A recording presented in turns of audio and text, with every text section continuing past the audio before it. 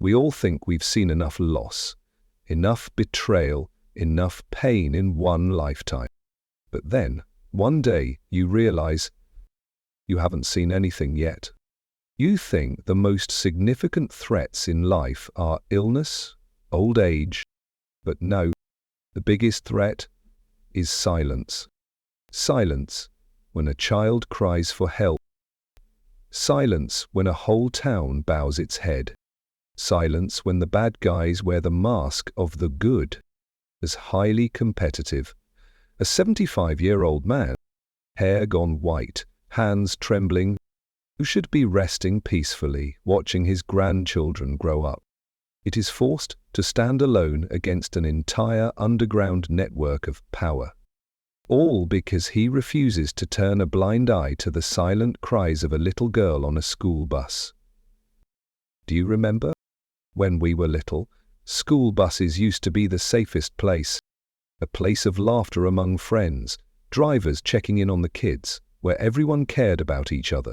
But in this town, the school bus was the only place the little girl dared to cry. A story that will make you remember your childhood. And as yourself, if I were there, would I have dared to speak up? Willow Pine lay quietly under the grey November sky, its narrow streets worn and familiar with the passage of time. Yellow leaves drifted with the wind, falling softly on frost-dusted ground. The air wasn't bitterly cold, but it carried the musty scent of late-season fields, rotting wood, and old memories. Chuck Norris, now 75 years old, had once been famous across the South, a former Special Forces soldier, later a martial arts instructor in Dallas. But at this age, he had chosen a different life. Quiet, simple, far from the spotlight. He lived alone in an old wooden house on the edge of town, his only companion an old dog named Duke. Every morning, Chuck woke at 5 a.m., brewed coffee, practiced a few old martial arts moves to keep his joints limber, then drove an old yellow school bus to Willow Pine Elementary. The job didn't require much talking, just punctuality, careful driving, and paying attention to the rearview mirror. For Chuck, it was just enough to live and to observe. He didn't speak much, but he saw a lot, and sometimes he saw more than he wished. That morning, a thick fog hung in the air. Chuck drove through familiar streets, picking up children who chattered and laughed.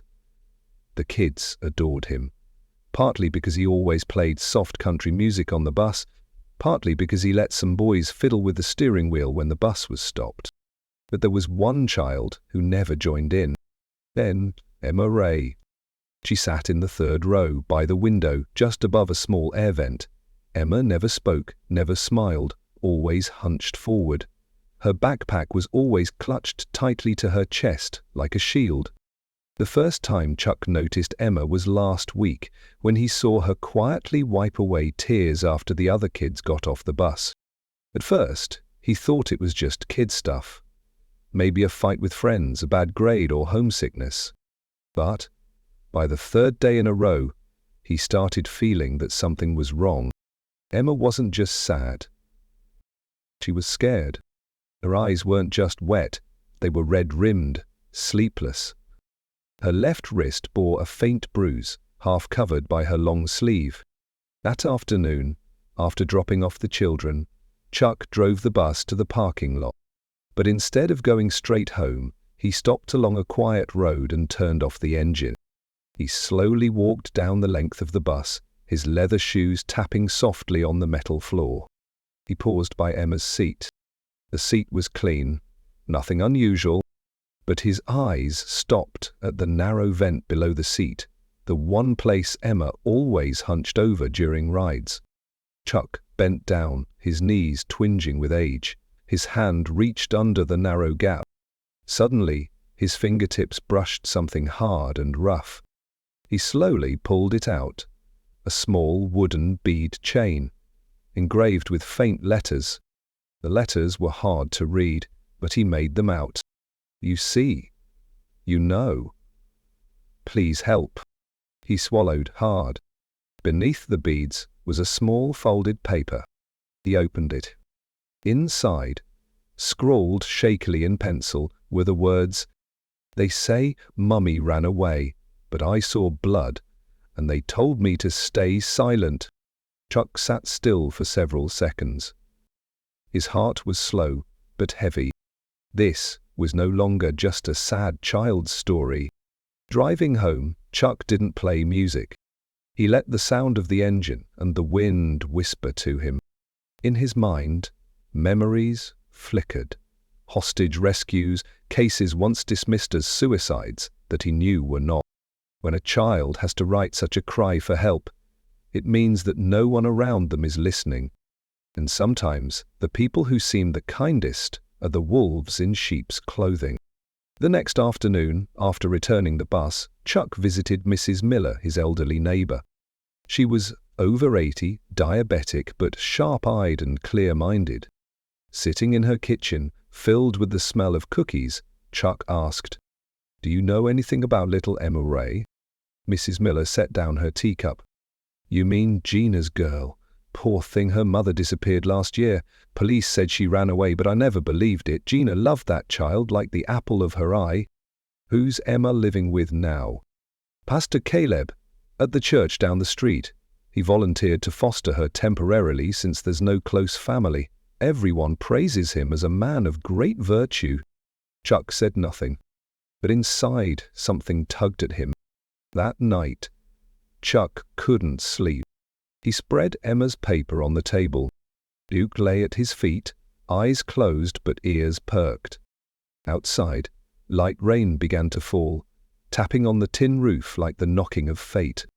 Chuck gazed at the faint yellow light glowing in the church window down the road. He knew, tomorrow he would go see Pastor Caleb. And this time, he wouldn't just be an old bus driver. The pale sunlight fell over Willow Pine, thin as a veil. Chuck Norris had been up before dawn, as was his lifelong habit from his soldiering days. He stood by the window, hands wrapped around a steaming cup of coffee, eyes gazing at the road outside. The yellow school bus waited quietly in the driveway, ready for its daily round. But today, Chuck carried more than just the duty of driving. He carefully slipped Emma's bead chain and folded note into his coat pocket. His hands trembled slightly, not from age, but because he knew he was stepping into something far beyond a child's matter. A part of his old soldier's instinct, honed in the fires of combat, thudded inside his chest. When he picked up Emma at the bus stop near the church, Chuck glanced at her in the rearview mirror. She was the same as always, silent, head down, hugging her backpack tight. But today, Chuck noticed another detail. Emma's right wrist was bruised, covered with beige medical tape. Chuck's heart clenched. He had seen bruises like that in the army, unmistakable, from gripping, squeezing, not accidental falls. As the bus rounded a curve near the cemetery, Chuck casually asked over his shoulder, "Do you like white roses, Emma?" She didn't answer, just slightly hunched her shoulders. Chuck didn't press further, but inside he marked it. That afternoon, Chuck drove to Willow Pine Church. The white church stood atop a small hill, its sharp spire reaching into the blue sky, overlooking the town like a silent god. Beside the church was a small house where Pastor Caleb lived. Chuck had met Caleb a few times during Christmas services. A man about 45, tall, sleek black hair neatly combed, a polite smile, smooth words. Everyone in town believed he was a moral pillar. Chuck knocked on the door. "Ah, Mr. Norris, good afternoon." Caleb opened the door, his smile crinkling the corners of his eyes.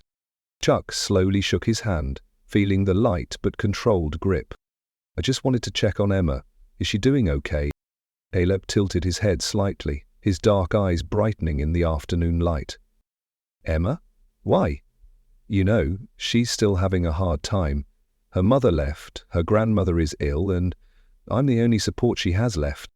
Chuck didn't take his eyes off the man's face. "I notice she cries a lot on the bus." Caleb sighed, slowly shaking his head. Poor girl. She has nightmares, imagines all sorts of things. Trauma, the doctors say. Chuck nodded, but a part inside him tensed. The ones who talk too much are often hiding the most. That night, Chuck sat by the old wooden fence, listening to Mrs. Miller share stories. That Pastor Caleb, I don't like to speak ill, but I remember Emma's mother argued with him once, real loud. Chuck turned his head. Did you hear why? Something about money, I think. Gina, Emma's mother, donated a lot to the church, but one day she noticed something was wrong with the records. That's all I caught. Chuck sat in deep thought. The picture was becoming clearer, faint brushstrokes forming a hidden background. Chuck sought out Wayne, the town sheriff, an old buddy from their younger days. Wayne was now plump, balding, wearing shiny black glasses, a man who smiled a lot, but whose eyes rarely did. They sat in an old diner over coffee. Wayne, I need to ask you something. Chuck placed the bead chain and the folded note on the table. Wayne frowned, lifting his glasses. Where'd you get this? Under Emma's butt seat. Wayne sighed, fingers tapping the table. Chuck, you've been retired a long time. Don't stir up trouble, let the police handle this. Chuck stared straight into his friend's eyes. And have the police handled it? Emma's mother has been missing for a year, no answers. Wayne raised an eyebrow, giving a faint smile. You've always been like this, Chuck, seeing conspiracies in every dark corner. Chuck stood, paying for the coffee. Just answer me one thing, has Caleb ever been investigated? Wayne narrowed his eyes. No. And don't push further. Sometimes, the less you know, the longer you live. At home, Chuck sat in his old armchair, Duke snoring softly at his feet. He gazed at old family photos on the shelf. His wife, who had passed away from cancer, his now grown children, living far away. He wondered, if Mary was still alive, what would she say?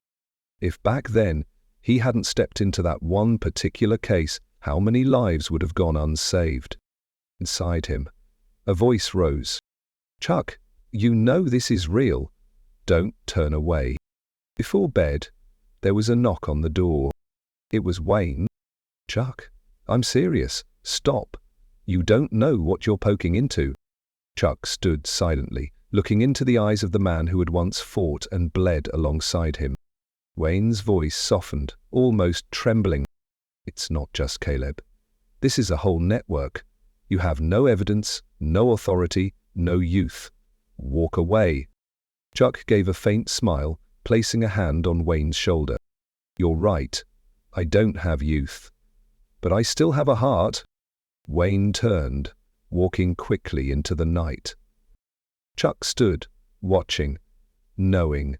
From here on, he was alone. That night, Chuck Norris woke at 1 a.m. Duke, the old dog, whimpered softly at the foot of the bed. Something stirred inside Chuck, not just instinct, but a creeping sense of dread, the kind he had once felt lying in ambush on distant battlefields. He pulled on his coat, grabbed a flashlight, and quietly drove out of his driveway. His destination, Willow Pine Church. The church glowed faintly in the dark, flickering candlelight visible through the stained glass windows, casting shifting shadows on the walls. Chuck parked his car 3 blocks away, hidden in the dark, and raised binoculars to his eyes. In the basement, there was movement. 4, 5 figures. Pastor Caleb led them, and among them were Emma and 3 other women. Women Chuck recognized, the bakery owner, the town librarian, and the wife of the gas station owner. Chuck frowned. This was no ordinary prayer meeting. He crept through the grass, pressing himself against the building wall. Through a crack in the door, he caught snatches of words. The Lord loves those who are faithful. Those who are not must be cleansed. A faint, muffled sniffle. Emma! Chuck clenched his fists. Not yet. Stay calm. He stepped back, memorizing the doorways, escape routes, and security cameras. Once again, the instincts of a seasoned operative surged within him. The next morning, Chuck visited Ruth's bakery. "Morning, Mrs. Ruth." The silver-hailed woman, always smiling, handed him a fresh loaf of bread. "Up early today, Mr. Chuck? The bread's just out of the oven." Chuck took the bag, gently asking, "I saw you at the late service last night, didn't I?" Mrs. Ruth stiffened for a split second, then chuckled nervously. "Oh, I was just helping out at the church." Chuck didn't press, but as she turned away, he noticed a red mark on her wrist, like something had been gripped too hard. He knew. She was afraid. That afternoon, Chuck slipped into the church's trash area, rifling through old paper bags. Among the scraps, he found a torn ledger. Names of women. Asiereski Nyakurum, amounts of money. Dates. He read carefully. Gina Ray, Emma's mother, listed as making a special donation over a year ago. After that, her name disappeared. Chuck took a deep breath, his heart heavy. That evening, as Chuck pulled into his driveway, a strange car was parked out front. Sheriff Wayne stepped out. "I warned you, Chuck. You know what's going on, Wayne. It's none of your business." Wayne stepped closer, his voice dropping. "In town, everyone owes someone something, Chuck. Even me. Caleb helped keep this town from going under. Donations, relief, favors. He has influence." Chuck gave a faint, dry smile. "I've heard that before. He has influence. But I've also heard something else. No one is untouchable." Wayne shrugged, turning to leave, but left one final warning. "A man like you could disappear easily." Chuck knew he needed allies. He called Mrs. Miller, pretending to chat casually, but slipped in questions about people who had left the church, those who had once opposed Caleb. Mrs. Miller mentioned at least 3 families who had quietly sold their homes and vanished without a word. Chuck wrote down the names. He also texted an old acquaintance, Hank, now a local journalist. Hank had written several small investigative pieces before, though they were often pulled by higher-ups. "I've got a story you can't ignore," Chuck messaged. Hank replied, "I'll come to your house tonight." Hank arrived at 10 p.m. They sat in the kitchen under warm yellow light, papers spread across the table. Chuck laid it all out, the bead chain, Emma's note, the midnight gatherings, the suspicious finances, the bruises, the fear in the child's eyes. Hank listened, his face tightening as the story unfolded. "Chuck, if you're right, this is the biggest scandal Willow Pine's ever seen." Chuck nodded. "I don't care about the headlines. I just want to save Emma." Hank gripped his coffee cup hard. "I'll start digging into the church's financials. You stay low." Chuck gave a small, wry smile. "Heck, I'm 75. I know what I'm doing." Late that night, after Hank had left, Chuck sat alone on his porch, gazing up at the star-filled sky. He thought back on his youth, the rescues, the scars, the comrades who never made it home. He thought of Mary, her gentle smile, her warm voice, the small hand that once held his. He whispered, "Mary, if you were here, you'd probably call me a stubborn old fool, wouldn't you?" Duke rested his head on Chuck's knee, whimpering softly. Chuck stroked the old dog's fur and closed his eyes. Tomorrow, he knew, there would be no turning back. The next morning, Chuck walked through the bus aisle, checking each seat. When he reached Emma's spot, he bent down, pretending to pick something up. Quietly, very quietly, he whispered, "If you need help, just nod." Emma froze. 1 second, 2 seconds, 3 seconds. She gave the faintest nod. Chuck straightened up, his heart pounding. He knew. The game had begun. And this time, he would let no one, not Caleb, not Wayne, stop him. Chuck stepped down from the bus, sunlight glinting off his silver hair. He lifted his gaze to the church spire, where the cross shimmered in the light. His heart was heavy, but his steps were steady. A soldier long retired, a hero long past his glory days. But when he saw a child in need, he knew his mission was not over. That evening, Chuck sat in his small living room, the soft yellow glow of the lamp falling across his deeply lined face. Duke lay curled up at his feet, occasionally glancing up, as if sensing something unusual in the air. On the table sat an old corded telephone, a relic from long ago. Chuck picked up the receiver and dialed. "Hello, this is Willow, Pine Church." Caleb's warm, practiced voice came through. Chuck cleared his throat. "Master Caleb, this is Chuck Norris. I want to meet you tomorrow, 7 p.m. at Ruth's Bakery. Just you, no one else." There was a brief pause. Then Caleb's voice, still gentle. "Mr. Norris, why so serious? But all right, I'll be there." Chuck set the phone down, his chest heavy. He didn't know what tomorrow would bring, only that it was time to face this head on. The next morning, Chuck drove the bus as usual. Emma sat silently in her usual seat, but today, just once, she met his eyes in the rearview mirror. Flicker of hope, a sliver of trust. Chuck knew that if he failed, it wouldn't just be his own loss. 7 p.m., Ruth's Bakery. Tension as tight as a wire. Chuck entered Ruth's Bakery, the old shop, faintly sweet with the smell of baked goods, now open only by special arrangement for familiar customers. Mrs. Ruth gave him a quiet nod, signaling she would leave them alone. Caleb appeared, draped in a long black coat, smiling with calm. "Mr. Norris, what a rare invitation." Chuck remained standing, his gaze as sharp as it once was in the field. "Today, I want you to stay away from Emma." Caleb chuckled softly. "What are you talking about? I'm just caring for an abandoned child." Chuck pulled out Emma's note, placing it on the table. "This is a cry for help, not a child's fantasy." Caleb glanced at it, his eyes flashing cold, though his smile never faded. "But what evidence do you have, Mr. Norris? This is just a scrap of paper from a troubled little girl." Chuck's hands tightened into fists. "I won't let this continue. I will call the press, the state police, anyone outside this town." Caleb's expression darkened slightly, his smile thinning. "You don't understand, Chuck. Willow Pine is a family. We handle things in-house. Anyone who stirs trouble from within soon finds themselves out." Their eyes locked, the tension stretched tight. On his way home, Chuck sensed something was wrong. A black truck with no license plate tailed him.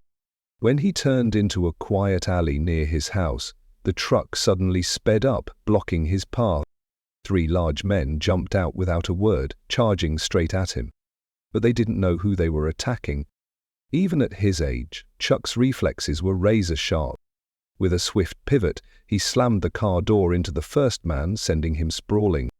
The second lunged, but Chuck dropped him with 2 sharp, precise punches, one to the gut, one to the jaw. Panting, Chuck stood in the dark, his heart pounding. When he checked the leader's pocket, he found a small card, the emblem of Willow Pine Church. The next morning, Hank called. "I've checked the church's financial records. Kalat isn't just misusing donations, he's been taking money from outside funds tied to a shady land acquisition network." Chuck's brow furrowed. "And Emma's mother?" Hank's voice dropped. "Giannaru once signed a refusal to sell her family's ancestral land. After that, she disappeared." Chuck felt his temple pulse hard. This wasn't just about child abuse. This was a scheme of land grabs and money laundering, with the pastor and the sheriff deeply involved. That night, as Chuck prepared to call in old military contacts for backup, there was a knock at the door. It was Caleb. No smile, no pretense. "You don't know what you're messing with, Chuck." Chuck stood tall, meeting his gaze without flinching. "I know exactly who I'm facing. a man who hides greed and violence behind a mask of faith. Caleb sneered faintly. You're an old man, Chuck. One slip, one accident. Who would question it? Chuck stepped forward, voice low. Let me tell you something. I'm not afraid of dying. I'm only afraid of one thing, seeing a child cry for help and walking away. Caleb was silent, then smirked faintly before fading into the shadows, leaving one final remark. Let's see how long you last. Chuck called Hank, laying out a coordinated plan. Hank would prepare the files and the news expose to break the story wide open. Chuck would gather final evidence, recording a confession from Caleb and Wayne. He knew the risks. He knew he might not survive. Eric's lips twitched, but the old soldier's heart wouldn't let him back down. Chuck set up the meeting carefully. He arranged for Caleb and Wayne to meet him at the church, pretending he wanted to negotiate. Hidden in his coat pocket was a tiny microphone, wired directly to Hank, who waited outside with a news crew and recording equipment. Inside the closed room, Caleb and Wayne smiled coolly. Finally come to your senses, old man, Wayne said, arms crossed. Chuck stayed calm. I just want to hear you say it, clearly. Caleb leaned back, voice smooth and sure. Yes, we took the money. Yes, Gina Ray refused to cooperate, so she disappeared. And yes, Emma's just a pawn to hold on to that land. Chuck's fists tightened, his heart pounding in his chest. But his voice remained steady. Thank you. That's all I needed. By the time Caleb and Wayne realized what was happening, it was too late. Chuck pressed the signal button. Outside, Hank stepped forward with the news crew, cameras rolling, microphones live. State police sirens wailed in the distance, growing louder. Chuck turned, facing the two men whose power was about to collapse, his eyes gleaming. The town is watching you now. Caleb froze. Wayne stumbled back, face pale. Freeze frame. A moment when hidden corruption was dragged into the light, exposed before cameras, reporters, and the law. Later that night, Chuck sat alone in his house, the old lamp casting soft shadows across the room. Duke lay curled at his feet, snoring gently. Chuck gazed out the window at the silver moonlight spilling across the distant fields. His heart thudded slowly, heavily. Even though Caleb and his circle had been exposed, Chuck knew Emma still wasn't safe. A man like Caleb, facing the loss of everything, was capable of desperate, reckless acts. Suddenly the phone rang. Chuck picked it up. Mr. Chuck, it's Hank. Emma's gone. Mrs. Miller said she saw Caleb pulling her into a car heading back toward the church. Chuck closed his eyes, inhaled deeply. There was no time, no waiting for the police. This time, he had to go alone.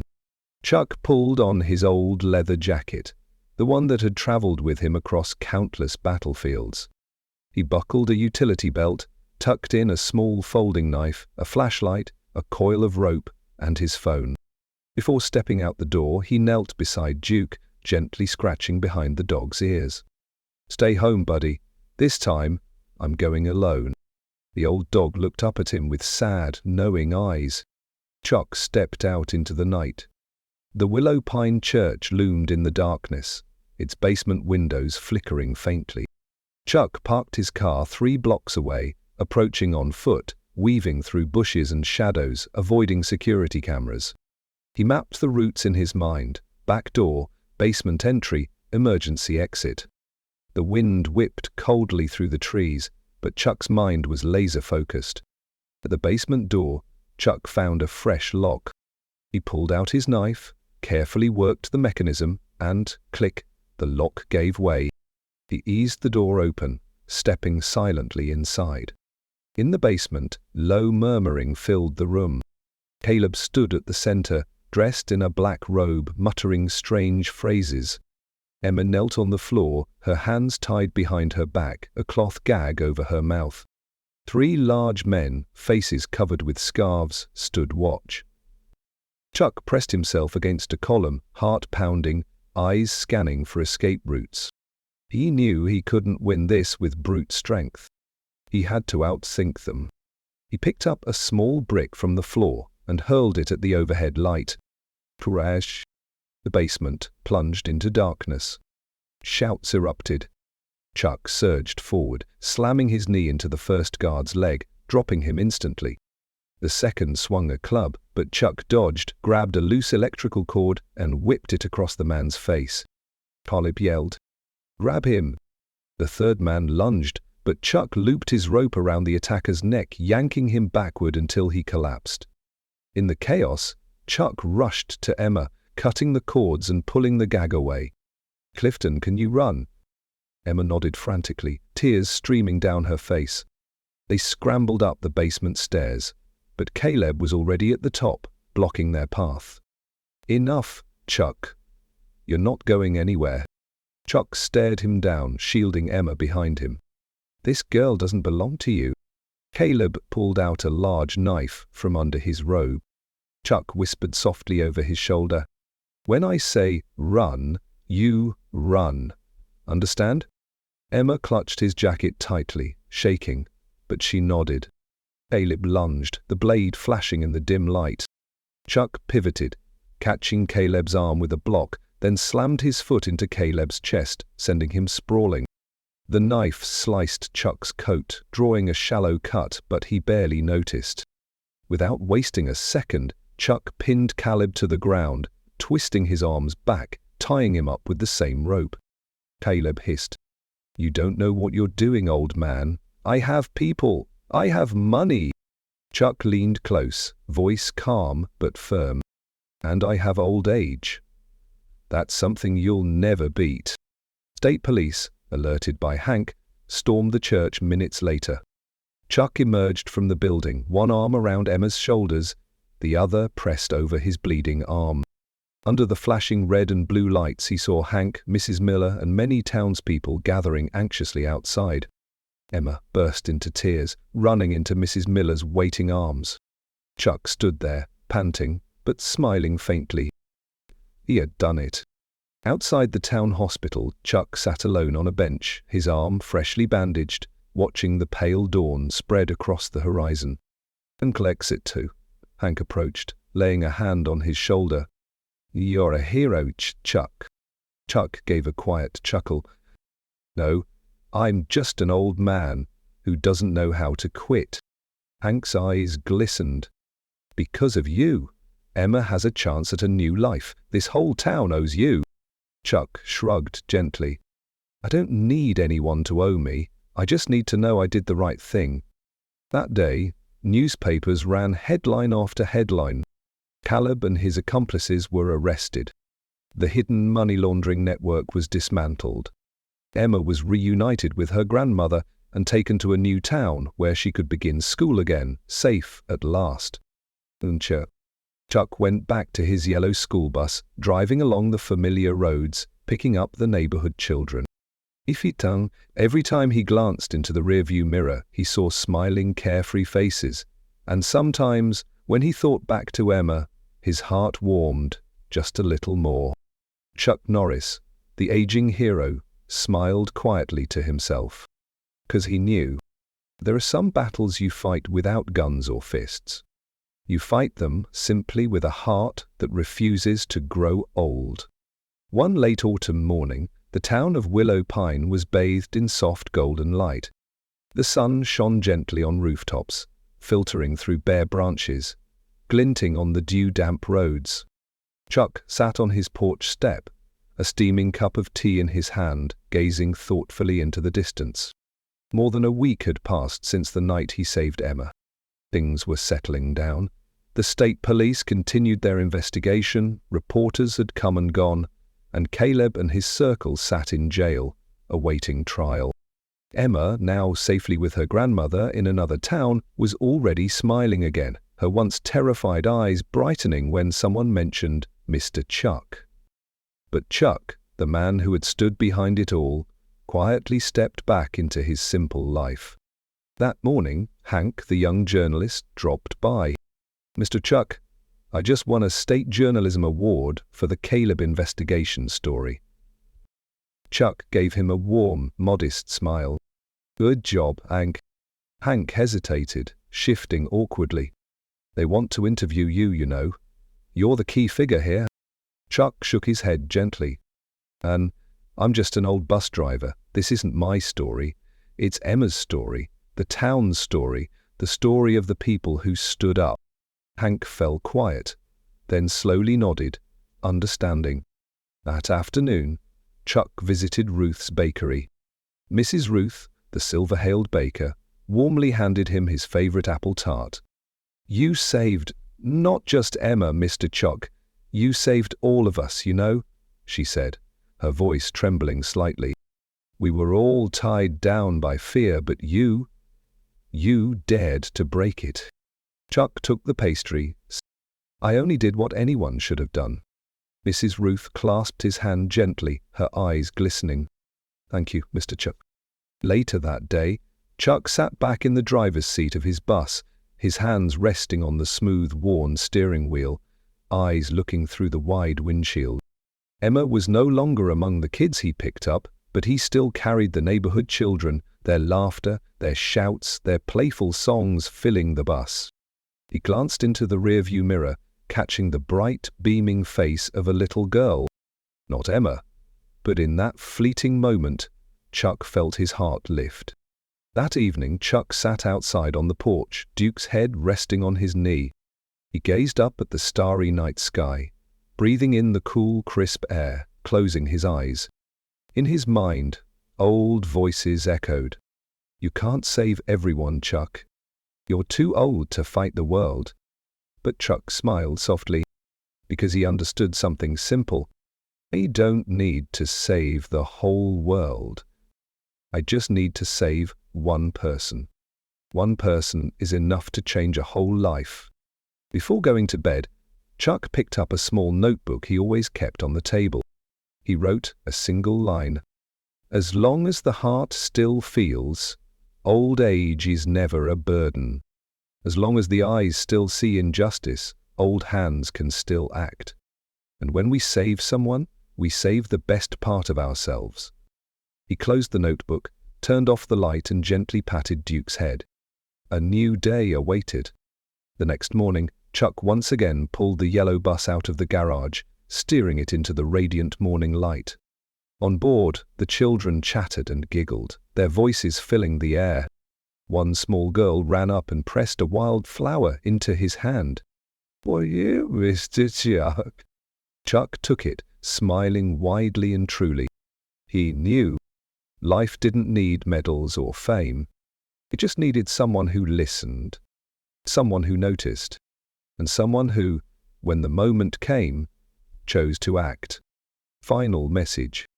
To those listening, especially those older in years, remember, age never strips away our ability to do what's right. No matter who you are, no matter your health, kindness and courage always have a place. One small act, one attentive moment, one extended hand. It can change a life.